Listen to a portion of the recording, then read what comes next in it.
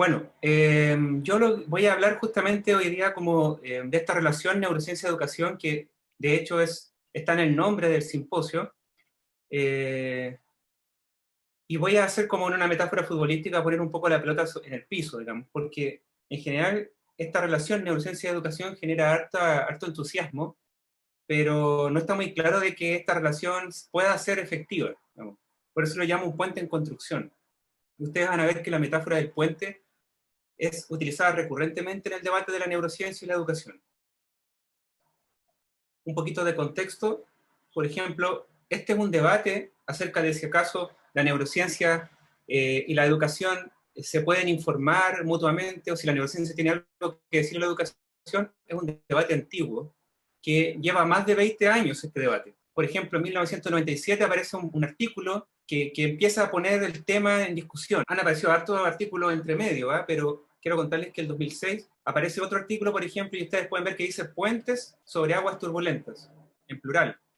Y de nuevo, hablan de esta relación neurociencia-educación, y aquí lo que se plantea en este artículo es la posibilidad de que haya más de un puente, ¿cierto?, para conectar estas disciplinas.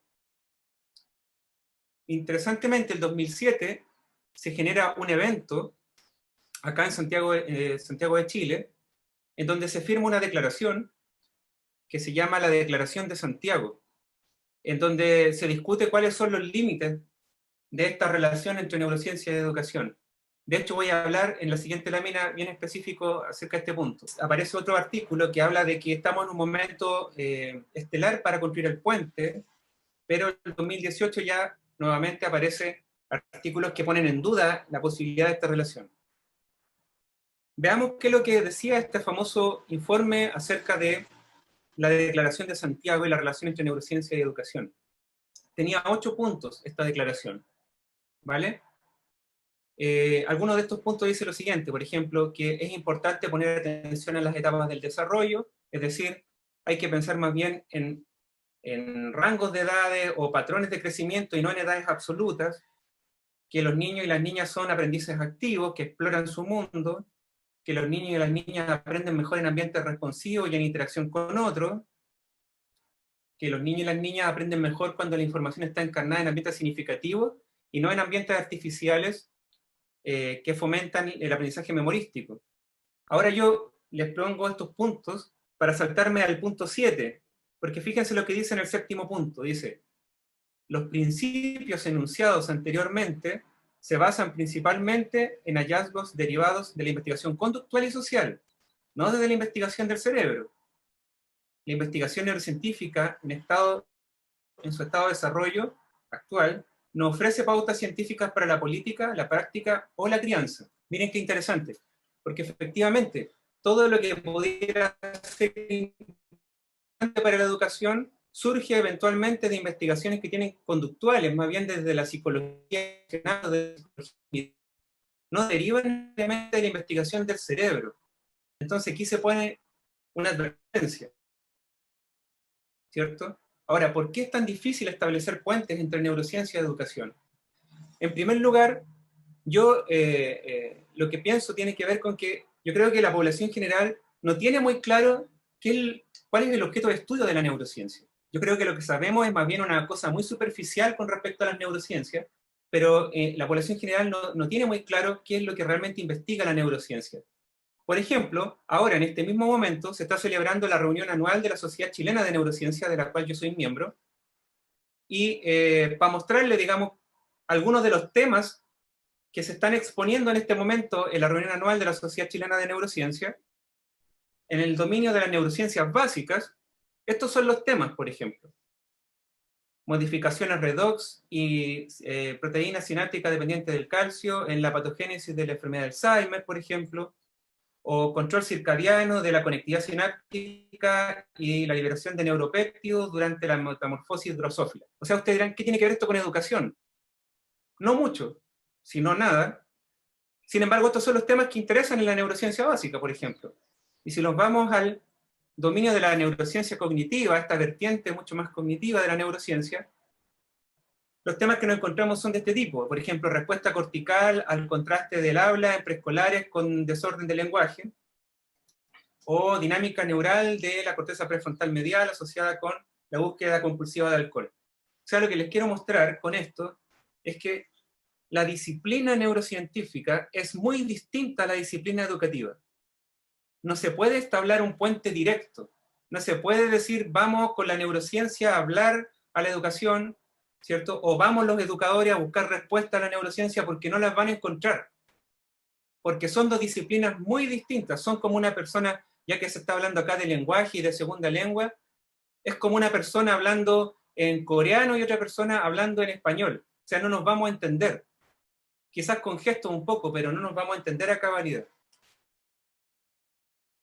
Un ejemplo muy concreto, supongamos que nos concentramos en el concepto de aprendizaje y le preguntamos a gente que trabaja en educación, vamos a estar una tarde completa hablando de Piaget, Vygotsky, Brunner, John Dewey, no sé, y vamos a estar hablando de conceptos como asimilación, acomodación, aprendizaje significativo y cosas por el estilo.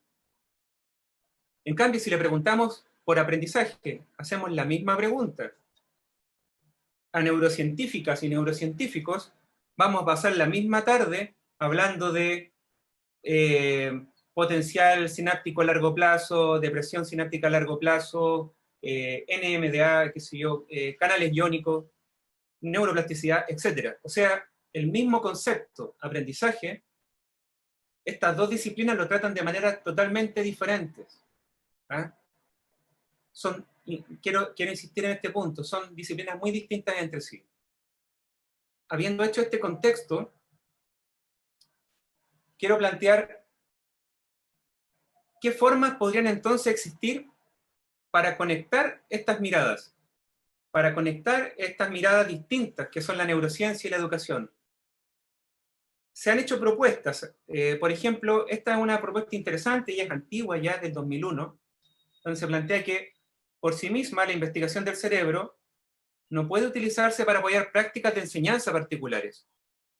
Sin embargo, puede utilizarse para apoyar determinadas teorías psicológicas del aprendizaje, que a su vez pueden usarse para diseñar formas más efectivas de enseñanza. Acá, por ejemplo, lo que propone el autor es que la neurociencia a lo mejor lo que puede hacer es hacer investigación de las teorías psicológicas a la base de alguna práctica educativa, pero no ir directamente a la educación. Esa es una alternativa interesante. Otra también es la que propone este investigador, que dice que las neurociencias puedan ser directamente aplicados en sala de clase. Y esta persona propone un modelo de 5 niveles, en donde se plantea lo siguiente. Lo primero que ocurre es que uno pudiera, ¿cierto?, hacer investigación en este nivel, el nivel de las neurociencias básicas y las neurociencias cognitivas, ¿ok? Con respecto, por ejemplo, al concepto de aprendizaje. Luego uno debiera pasar en esta etapa de investigación a conocer los mecanismos psicológicos asociados a este proceso. Después de haber entendido bien estos niveles, recién pasar a analizar teorías educacionales vinculadas con este proceso cognitivo que hemos estado investigando, y recién al final de todo este camino de investigación, que perfectamente pueden ser 10, 15 años de investigación, pasar a la sala de clases. ¿Y qué es lo que puede ocurrir llegando a la sala de clases? Puede ocurrir que todo lo que hemos observado en el laboratorio no se dé exactamente igual a nivel de sala de clase, porque son ambientes completamente distintos, el laboratorio, un ambiente controlado, versus la sala de clase en donde todas las variables están interviniendo. Entonces, cuando pasa eso, lo más probable es que uno tenga que volver al nivel anterior o incluso a los niveles mucho más atrás y hacer este círculo de revisión de la investigación hasta tener muy claro qué es lo que vamos a hacer, cuándo funciona, cómo funciona, con quiénes funciona y cuándo no funciona.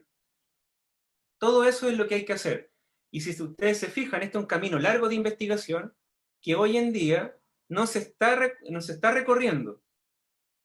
Por un lado, porque hay harto interés y este es un camino largo de investigación desde el laboratorio hasta la sala de clases que hoy día no se está realizando, o si es que se está haciendo, todavía está en el camino intermedio, ¿cierto? Sin embargo, hay harto deseo y ansiedad, ¿cierto?, de parte de la educación de querer encontrar respuestas a estas preguntas que son eternas, ¿cierto? Cómo hacer que los estudiantes aprendan más y mejor, cómo enseñar mejor, etc.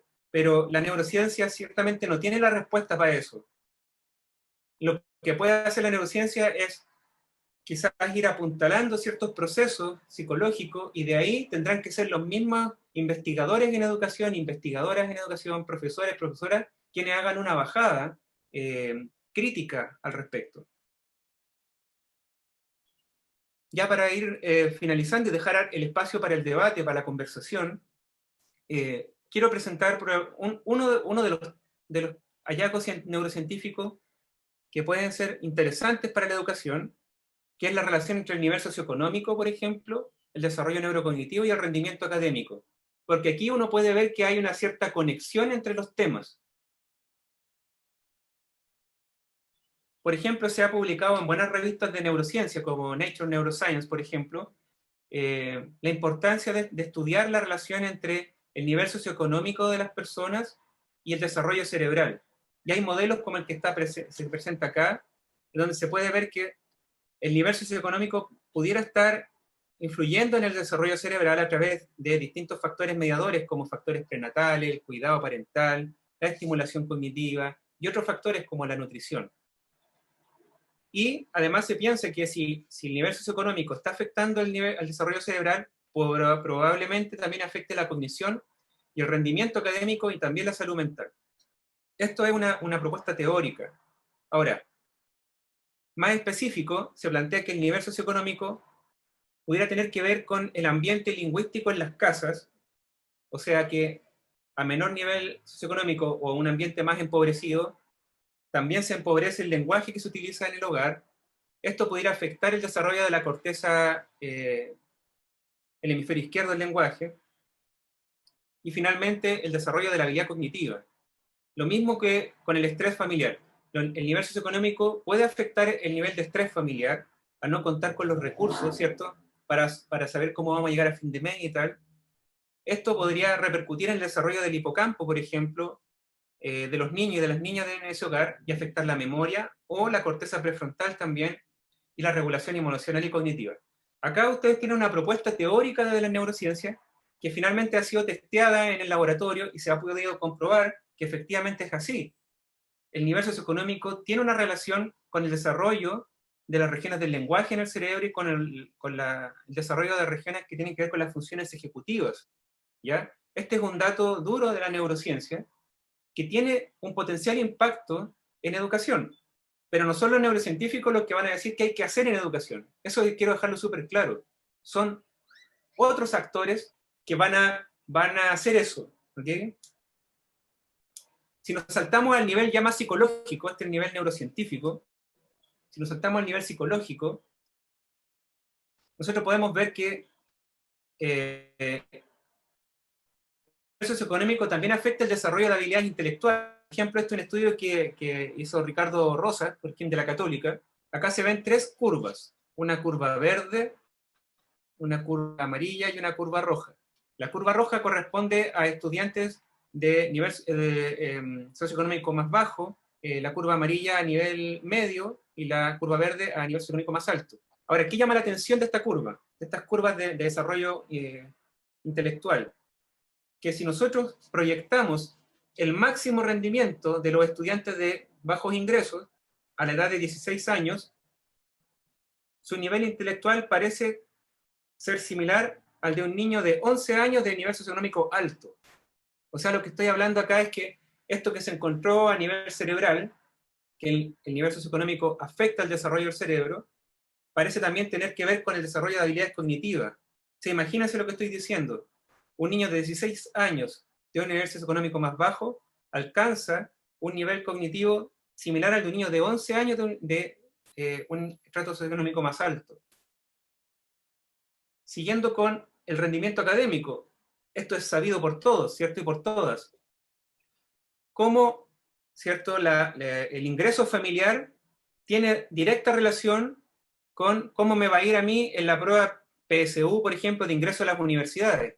Ustedes pueden ver acá, las barras representan el resultado en el test de lenguaje y de matemáticas, y ustedes pueden ver cómo los estudiantes de más bajo ingreso obtienen un promedio de como de 460 puntos en la PSU, versus los de alto ingreso que están sobre los 600 puntos. en el gráfico de al lado se puede ver como la dependencia de establecimiento, y ustedes pueden ver que la brecha es exactamente la misma. ¿Ok? Los estudiantes de menores ingresos rinden peor en la PSU que los estudiantes de ingresos más altos. Ahora, en términos del sistema educativo que tenemos, esa brecha también se puede ver incluso en la infraestructura escolar. Por ejemplo, miren aquí, acá tenemos la sala de clases estándar chilena a la izquierda y la sala de clases del St. George a la derecha. No es necesario que describa la imagen, se habla por sí sola.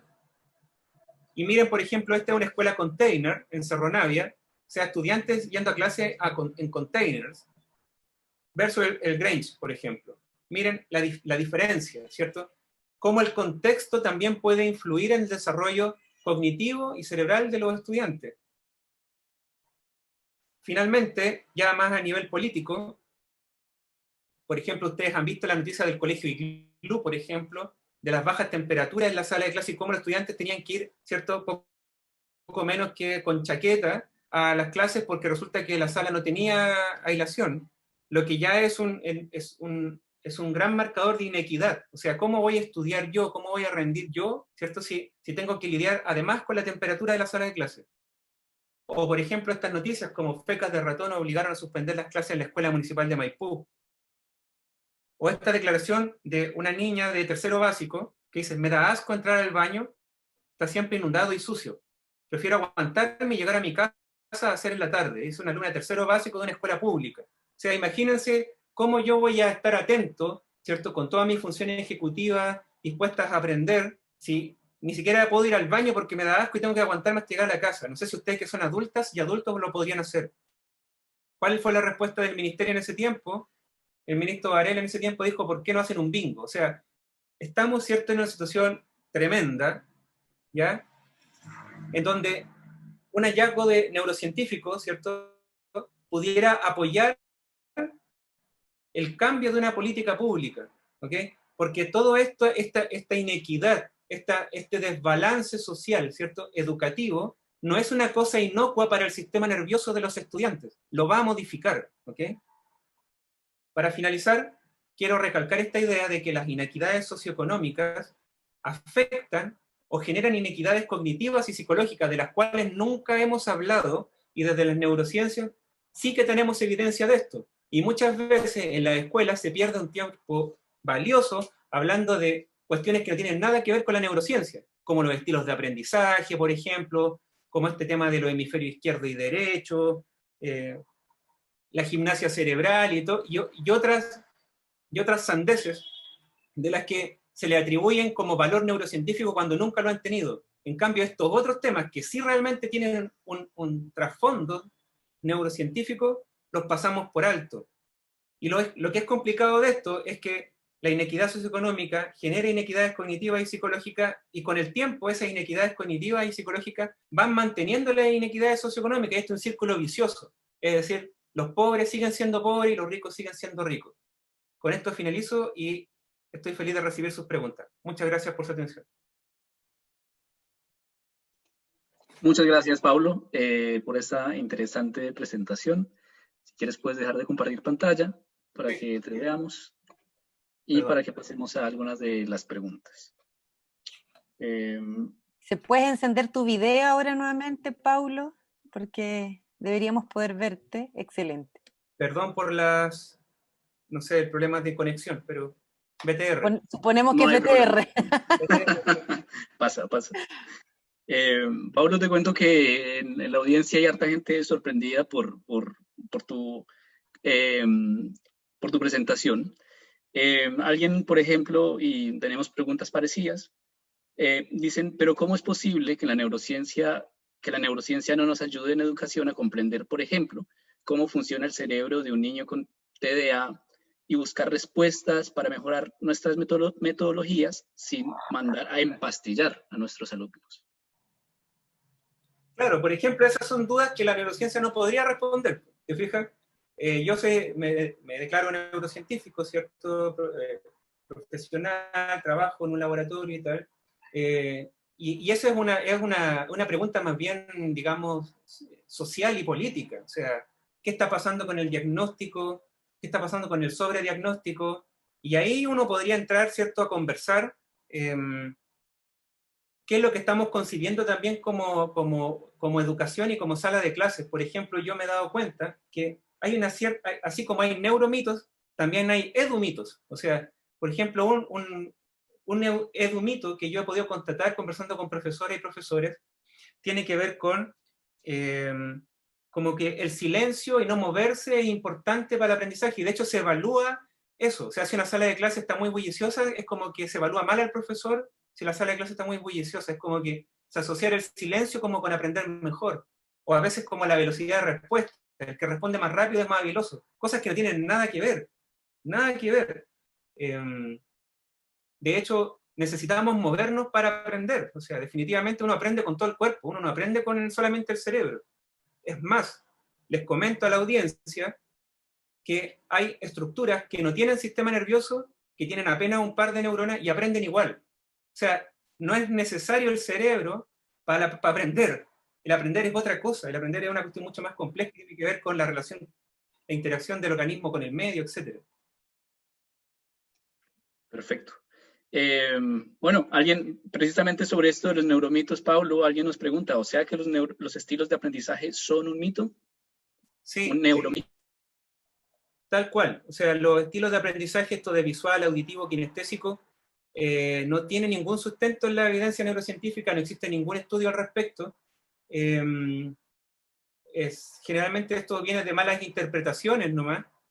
Es tremendo porque se le hace perder un tiempo enorme a los profes, a las profes, a la gente que trabaja en los psicopedagogos y psicopedagogas. Es terrible. Y lo que sí se ha estudiado es si acaso esta idea de adaptar la clase según el estilo de aprendizaje del estudiante para que aprenda mejor, eso sí se ha testeado, y los resultados de 50 años de investigación siempre son los mismos. El resultado... Perdón, te perdimos ahí nuevamente, Pablo, si nos repites. ¿Pablo? Creo que perdimos a Pablo. Lo está haciendo Pablo para generar expectativa. Justo cuando nos va a revelar, se quedó pegado. ¿Ahora? ¿Ahora sí? Ahora sí. Te quedaste en lo más crítico de tu respuesta. Vale, quiero decir que hay 50 años de investigación que avalan que no hay ningún efecto de adaptar la clase al estilo de aprendizaje de los estudiantes. No tiene efecto en su rendimiento. Ahora la pregunta es ¿por qué? ¿Cierto? Uno se podría preguntar ¿por qué no tiene efecto? Bueno, porque esto que se evalúa con una especie de encuestas de opinión, además ni siquiera los test son test válidos, digamos, solo rescatan una preferencia subjetiva de una persona con respecto a lo que le están preguntando, pero en ningún caso está indagando en mecanismos de aprendizaje profundo. Por lo tanto, esto es lo que también se llaman juicios de aprendizaje, que no tienen nada que ver con el rendimiento final, porque el rendimiento es complicado, etcétera, etcétera, y nada tiene que ver, no pierdan más el tiempo con eso. Sí, ahí te perdimos nuevamente, pero como para agregar a eso también, bueno, yo soy docente, soy de formación inicial docente de lengua extranjera, y también recuerdo mucho cuando nos enseñaron en la universidad sobre las inteligencias múltiples, que es algo que hasta donde yo sé tampoco hay mucha evidencia científica, neurocientífica que la soporte. Y como también se vuelven un riesgo porque esto de encasillar a las personas como más musicales, más lógicos, más lingüísticos, se vuelve un poco una profecía autocumplida, ¿cierto? Se le termina dando más contenido a ciertas personas en desmedro no sé, de matemáticas o de lenguaje, en desmedro de otros, porque, entre comillas, no son buenos para una cosa y no para otra, cuando Claro. en verdad el cerebro es súper plástico y podemos aprender todo lo que queramos aprender cuando nos lo propongamos, y la infraestructura está ahí. Claro. Mira, hay que aprovechar que hay 438 personas conectadas, porque este mensaje es un mensaje importante, ¿ya? Gran parte de lo que se cree saber en educación de neurociencia es mito, ¿ya? Por ejemplo, el de los estilos de aprendizaje es tan profundo en la historia que incluso está metido en decretos del ministerio, en el decreto 170 y en el decreto 83. O, por ejemplo, hay confusiones, como por ejemplo con la inteligencia múltiple. La inteligencia múltiple a veces se cree que es una teoría científica que está avalada por la información neurocientífica y tal, y no es así. El mismo Gardner lo dice. El mismo Gardner dice que su teoría no es una teoría científica, ¿ya? Sin embargo, la gente le da ese estatus, ¿te fijas? No es así. Es más, no hay evidencia científica que haya probado que existen 9 inteligencias, 7 inteligencias. No existe evidencia de eso. ¿Ok? Perfecto. Pablo, y ya para terminar, yo creo que sería como la última pregunta. Aprovechando, es lo que nos convoca y digamos, la misión de las fundaciones y de las instituciones que están apoyando este evento. ¿Cuál crees tú que es el rol de la divulgación científico-académica en esto de tender puentes entre la neurociencia y la educación? Mira, voy a contestar eso y además acabo de ver pasar una pregunta interesante también que la quiero sumar porque tiene que ver, ¿ya? Yo creo que lo que tú estás... Nosotros hemos sido súper malos para comunicar los educadores, de los profesores y las profesoras que están comprendiendo. Ese no es el problema. El problema hemos sido nosotros, que no hemos sido capaces de establecer reales medios de comunicación para conversar estos temas de ciencia con la sociedad. Entonces, al quedar ese vacío entre la academia y otras instituciones como la educación, ese vacío es llenado por gente que es aficionada a los temas nomás. Y esa gente que llena el vacío y que hace negocio con esto es la que mete confusión. ¿Ok? Ahora, me han preguntado harto por la Constitución y la Constitución. Ya no sé por qué les gustó el tema de la Constitución con esto que estoy hablando yo. Pero lo que quiero decir es que yo estoy trabajando en un grupo que vamos a tratar de levantar un punto con respecto a este tema de la constituyente, y tiene que ver más bien con... Nosotros estamos más interesados en la formación de los profesores y en la formación continua de los profesores y en la calidad de esa formación continua. Que la formación continua de los profesores debería ser un deber del Estado, que el Estado debería garantizar que esa formación continua fuera de calidad. ¿Te fijas? Hoy día existen instituciones como el CPIP, que me parece excelente, pero están superados, ¿te fijas? Están superados porque no existe un mandato constitucional que le diga al Estado que tiene que asegurar la calidad de la formación de los profesores y las profesoras. Por lo tanto, los profesores y las profesoras están, digamos que, a la deriva de comerciantes, de especuladores que le venden cualquier curso sabiendo que existen las platas de la ley CEP, y con eso también las escuelas se aseguran de, mira, yo hice el curso que me habían pedido para este año y cerramos. Y estamos, en el fondo, haciéndole un mal a los profes y a las profes. Entonces yo creo que es deber del Estado asegurar una formación continua de calidad y esto engancharlo con la formación inicial de profesores. Porque hay un montón de información que realmente es valiosa y que no está siendo tomada hoy día. Por ejemplo, a los profesores es mucho más valiosa la investigación en educación que hay hoy en día más que la neurociencia. Olvídense un rato de la neurociencia. Falta mucho todavía por investigar para recién decir algo. Por ejemplo, hoy día se sabe que es más importante la interacción pedagógica, es una cuestión importante, la reflexión pedagógica es una cuestión importante, la retroalimentación, el feedback es otra cuestión importante. De eso hay que hablar en la escuela y de eso no se está hablando en la escuela. ¿Ok? Entonces, esa es mi opinión al respecto. Olvidémonos un poco de la neurociencia. Yo sé que es entretenida y asistamos a estos congresos y yo mismo los promuevo. Porque es interesante que conversemos y nos juntemos, como el título de este seminario. Pero para pensar en calidad de la educación, mejoremos las interacciones pedagógicas, mejoremos la reflexión pedagógica, armemos equipos docentes y rebelémonos un poquito contra el sistema. Eso. Perfecto, Pablo. Muchísimas gracias por esa interesantísima intervención, por esa interesantísima presentación.